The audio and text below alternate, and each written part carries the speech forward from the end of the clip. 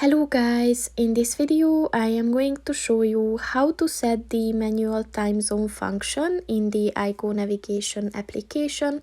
But first I just want to mention, don't forget to subscribe to my channel, because at 10,000 subscribers I am going to show you my whole YouTube revenue statistics and growth strategy, as well as how to make money online.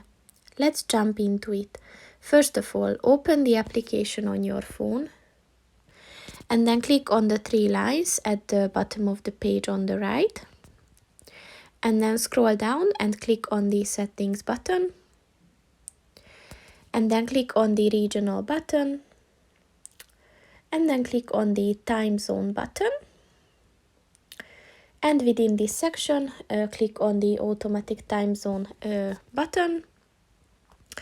And as you can see, there are three other options with the manual time zone. So just click on the one that you want to use.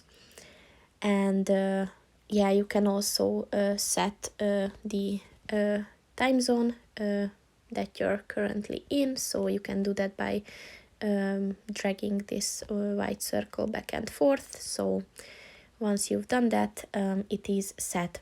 So that's pretty much it for this video, guys. See you in the next one. Goodbye.